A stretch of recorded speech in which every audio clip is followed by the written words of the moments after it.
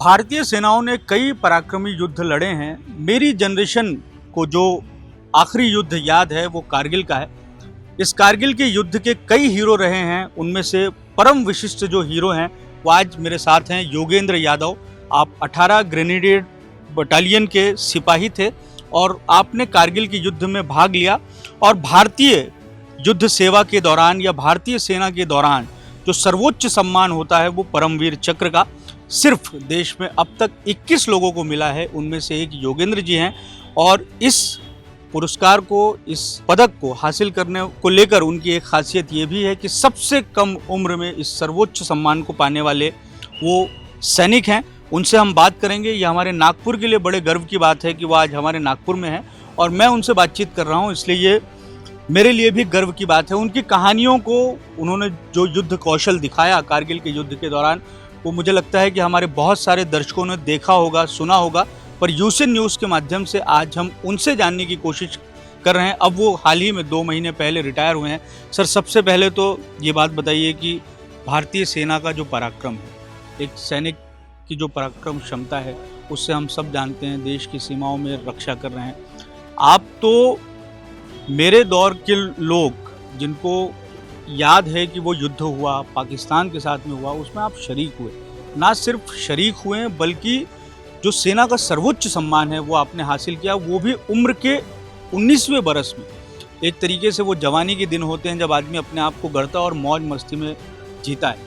आप ये बताइए कि किस तरीके की भावना एक सैनिक के रूप में आपके मन में है और हमारे युवाओं को आप क्या संदेश देना चाहेंगे? नहीं, बिल्कुल ये मेरा बड़ा सौभाग्य की बात है कि मैं आज नागपुर की धरती पर आया हूँ। ये तो हमारे महाराष्ट्र की पावन धरती है। एक सैनिक होने के नाते भी मेरा जो है ये सौभाग्य मिला मुझे ये कि ताकि मैं अपने सैन्य जीवन का, अपना कर्तव्य को निर्वाह कर सका।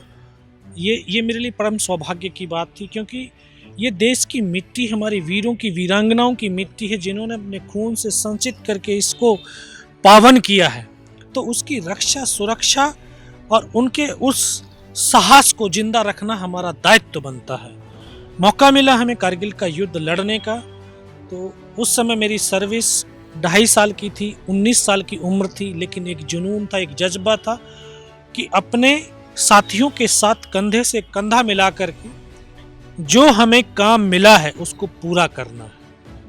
तो वहाँ पर जबकि मौसम विपरीत था, परिस्थितियाँ विपरीत थी, दुश्मन ऊंचाई पर बैठा हुआ था, हम नीचे थे, दुश्मन आसानी से हमको बर्बाद कर सकता था, लेकिन फिर भी इन सब की परवाह नहीं करी। परवाह करी कि मैं रहूं या ना रहूं, मेरा राष्ट्र रहना चाहिए। आज मैं यह लड़ते लड़ते अगर शहीद भी हो जाऊं तो जो मेरा देशवासी है सुरक्षित है। तो इसी भाव और भावनाओं के साथ अपने साथियों से के साथ में वहाँ पर पहले तोलोलिंग टॉप के ऊपर 22 दिन युद्ध लड़ा, जिसमें हमने 2 अफसर, 2 जूनियर कमीशन अफसर को और 21 जवानों को खोया। फिर उसके बाद टाइगर हिल का नंबर आया। टाइगर हिल बड़ी चर्चा वाली पहाड़ी थी, क्योंकि द्रास सेक्टर की सबसे ऊंची चोटी थी, जो 17,000 फीट ऊंची थी, जिस पर ऑक्सीजन नहीं थी, दुश्मन की हाइट्स और ज़्यादा बढ़ चुकी थी। तो वहाँ पर चढ़ना भी है, फिर जाकर के लड़ना भी है। तो ये बड़ा एक चुनौतीपूर्ण टास्क था और हम लोगों के लिए, सेना के लिए, देश के लिए बहुत एक मान का विषय था, क्योंकि जो हमारा national highway 1 alpha Srinagar to Leh पूरा ब्लॉक था, उसको खोलना। तो उसको चैलेंज लिया 18 ग्रेनेडियर ने कि हम खोलेंगे, हम इसको फतेह करेंगे। तो 18 ग्रेनेडियर के कमांडिंग ऑफिसर ने पूरी रणनीति बनाई।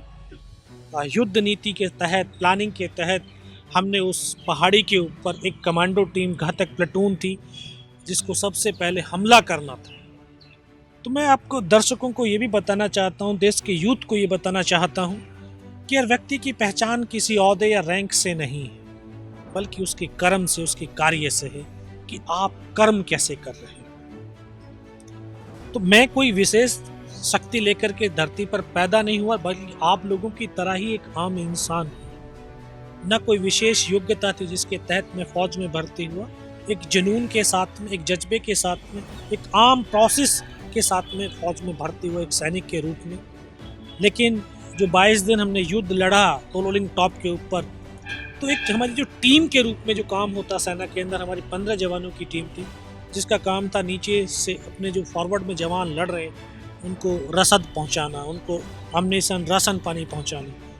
तो हम 3 जवान 15 में से ऐसे थे जो 22 दिन तक बिना रुके, बिना थके, बिना सोए, बिना खाए चलते रहे। और उसी काम से हमारी पहचान बनी कि तीनों जवान फिजिकली मेंटली बहुत स्ट्रांग, इनको इस टीम के अंदर शामिल किया जाए। तो इस प्रकार से मुझे मौका मिला कि मैं उस टीम का सदस्य हुआ। और फिर आखिरकार जब टाइगर हिल पर चढ़ने की बारी आई तो हमारी टीम सबसे आगे चलने वाली टीम थी, और उसका भी जो है परम सौभाग्य मुझे ये मिला कि उसमें भी सबसे अग्रिम चलने वाला जवान था। अपनी टीम को उस पहाड़ी पर ले जाता जा रहा, चढ़ाता जा रहा था, तो हम रात भर चढ़ते थे, दिन भर पत्थरों में छुपे रहते थे, क्योंकि दुश्मन की नज़रों से बचे रहें और नज़दीक से नज़दीक उनके पास पहुंच जाएं। क्योंकि दुश्मन जो सैनिक होता है वो मरने के लिए नहीं, मारने के लिए होता है। आपसे ये भी जानना चाहूँगा कि जो हम तस्वीरें या वीडियो को देखते हैं टाइगर हिल की, कश्मीर की, बड़ा खूबसूरत लगता है। हम देखते हैं और बड़े भाव विभोर हो जाते हैं कि कितना प्रकृति की गोद में है, प्रकृति की कितनी दुआएं या वरदान उस क्षेत्र को मिला हो। और एक सैनिक के तौर पर ये अगर आप दर्शकों को समझा पाएँ कि किन चुनौतियों में, किन परिस्थितियों में सैनिक वहाँ काम करता है, आपने भी काम किया है वहाँ, किस तरीके की परिस्थितियाँ रहती है। एक सैनिक जब वहाँ लड़ता है, जब अपने देश की सुरक्षा करता है, रक्षा करता है, तब किस तरीके की भावनाएं रहती हैं उसके मन में?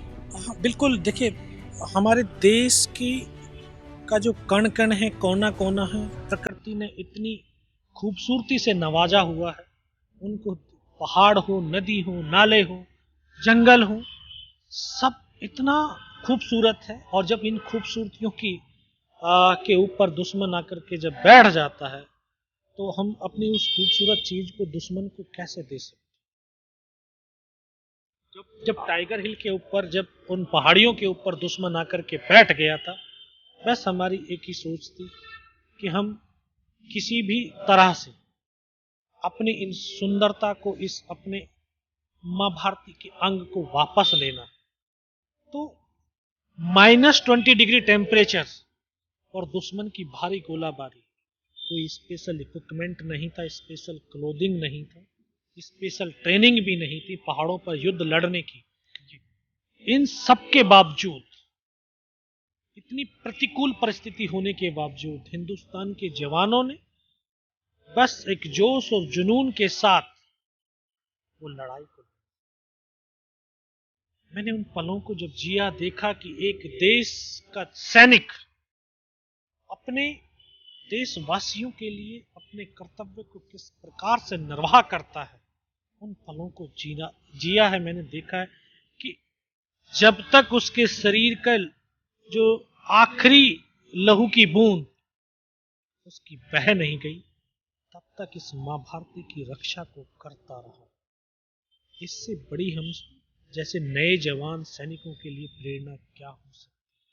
17,000 फीट की ऊंचाई पर आप थे, उससे भी अधिक की ऊंचाई थी, और उसमें आपने लड़ाई लड़ी, परिस्थितियां पूरी प्रतिकूल, और उसके बाद में आपका जो योगदान था युद्ध में, उसकी कहानियां तो हमने सुनी है, पर मैं चाहूँगा कि आप उसको फिर से एक बार हमारे दर्शकों को विस्तार से बताएं, क्योंकि वो बड़ी महत्वपूर्ण हो जाती है एक सैनिक की दृष्टि से भी और एक आम आदमी की दृष्टि से भी, कि किस तरीके से हमारे जो सैनिक है वो लड़ाई लड़ रहे हैं, किस तरीके से आपको गोलियां लगी, आपके हाथ में गोली लगी, शरीर के अन्य भागों में गोली लगी, उसके बाद में आपकी जान बचती है, आप जो सिक्के आपके जेब में रहते हैं। मुझे लगता है कि आप पूरे विस्तार से इन कहानियों को बताएं, इस कहानी को बताएं कि किस तरीके का वो पूरा वाकया हुआ था उस दिन। बिल्कुल। 2 रात और 1 दिन की चढ़ाई चढ़ने के बाद तीसरी रात का वो मंजर था जब हम टॉप की तरफ अपने जोश और जुनून के साथ, साहस के साथ बढ़ते हुए जा रहे थे कि अचानक बिल्कुल 90 डिग्री की चट्टान आई जिस पर चढ़ना असंभव सा प्रतीत हो रहा था। हम दो जवानों ने चढ़ कर के पत्थर के ऊपर रस्सा बांधा और अपनी चढ़ने वाली टीम के लिए रास्ता बनाया। मुझे याद है कि जब हम चढ़ रहे थे तो पत्थर तो फिसलने लाजमी थे, तो दोनों तरफ दुश्मन के बंकर थे, लेकिन अंधेरे की वजह से नहीं दिखाई दिए। तभी दुश्मन ने हमारी आवाज को सुनकर के, आहट को सुनकर के, उन्होंने इस तरह से फायरिंग खोला कि हमारा रास्ता कटा। केवल हम 7 जवान ही ऊपर चढ़ पाए। ऊपर चढ़े तो सामने दुश्मन के 2 बंकर, एक साथ हम 7 जवानों ने फायरिंग खोला। उसमें पाकिस्तान के जो 3-4 जवान थे उनको मौत की नींद सुला दिए। जब फायर हुआ था तो फर्स्ट लाइट हो चुकी थी। टाइगर हिल टॉप 50-60 मीटर रहा था। उन्होंने देखा कि दुश्मन यहाँ तक, हम तो दुश्मनी थे उनकी तरफ जी, कि हिंदुस्तान की फौज यहाँ तक पहुंच गई है। इतना भारी गोलाबारी हुई, इतनी परिस्थितियां प्रतिकूल हो गई और ऐसा प्रतीत होने लगा कि यार अब जिंदा रहना मुश्किल है। यानी हम ऐसी परिस्थिति में थे कि एक कदम आगे रखते हैं तब भी हमारी मौत है, और एक कदम पीछे रखते हैं तब भी हमारी मौत है। तो मरना निश्चित हो गया था, लेकिन हमने सोचा कि मरना ही तो है, मौत तो सबकी आती है, लेकिन मरने से पहले जितने ज्यादा से ज्यादा पाकिस्तानियों को मार सकते हम मारेंगे। और देश का सैनिक, चाहे उसका शरीर गोलियों से छलनी क्यों ना हो जाए, और रक्त की आखिरी बूंद तक, आखिरी सांस तक वो लड़ता है, कभी उसके कदम पीछे की तरफ नहीं हटते। ये हमारे देश और सेना के लिए सबसे बड़ी ताकत है। तो इसी सोच के साथ में हमने जो है एकदम से वहां लड़ना शुरू किया। आगे बढ़े, उनके बंकर में घुसे और 5 घंटे तक हम उसके साथ में लड़ते रहे। और आखिरकार वो पल भी आया कि जब फिर पाकिस्तान के 35 से 40 जवानों ने हमारे ऊपर हमला किया, और उस हमले में एक एक करके मेरे एक एक साथी ने अपने प्राणों की आहुति। मैंने देखा, मैंने उनको पलों को जिया कि किस प्रकार से मां भारती की आंचल को उन्होंने अपने लहू से धोया। मेरा एक साथी तो ठीक मेरे सामने ही था, उसको यहाँ पे गोली लगी तो शहीद। एक मेरे बगल में बैठा हुआ, उसको सीने में गोली लगी, वो भी गोद में आकर के बैठा। पल भर में मेरे तमाम साथी शहीद हुए, मैं भी उनकी तरफ से मर चुका था, क्योंकि कई गोलियां लग चुकी थी, ग्रेनेड के स्प्लिंटर लग चुके थे, लेकिन हौसले को नहीं तोड़ा। अब उन जवानों की जो कर्तव्य था, उनका जो काम था, वो भी अपने कंधों पर उठा लिया। बस आखिरी सांस तक मुझे भी लड़ना था। पड़ा रहा, उनको देखता रहा कि किस तरह से ये, फिर उन्होंने बहुत अमानवीय क्रूरताएं की, बूट की ठोकरें मारी, पत्थर मारे, लेकिन सब कुछ पड़ा सहता। आखिर में उनके कमांडर ने बोला कि इनके हथियार उठा लो। तो उनके जवान आकर के हमारे शरीरों के अंदर गोलियां दाग रहे थे। तो मैं बेहोश था, लेकिन इतना बेहोश नहीं था कि उनको देख ना सकूं, सुन ना सकूं। देख सकता था, सुन सकता था। देखता था मैं जब मेरे साथियों के जो है शरीर के अंदर गोलियां मारते, डेड बॉडी ऐसे उछलती थी ऊपर की तरफ। उसने मेरे ये बगल में, यहाँ बाजू में, पैर में 2 जगह पे गोलियां मारी। देख रहा हूँ कि यार धुआं निकल रहा है, लेकिन गोली की पीड़ा को चुपचाप यकीन हो गया कि इनमें से कोई जवान। उनके कमांडर ने हमारा नीचे जो पोस्ट था, एमएमजी पोस्ट, उसके ऊपर हमला करने के लिए अपने दूसरे साथियों को इतला कर दिया, सूचना दे दी कि नीचे जाके हिंदुस्तान के पोस्ट के ऊपर हमला करो। तो तभी उन्होंने जो है जब ये बोला, तो उनकी आवाज को जब मैं सुना तो मुझे ये लगा कि आज तो मेरी पूरी टीम शहीद हो जाएगी। तब ऊपर वाले से एक ही प्रार्थना करी कि मुझे इतने जिंदा रख देना कि मैं अपने साथियों तक पहुंच जाऊं। कहते हैं निस्वार्थ और सच्ची श्रद्धा हो तो परमात्मा भी साथ देता है।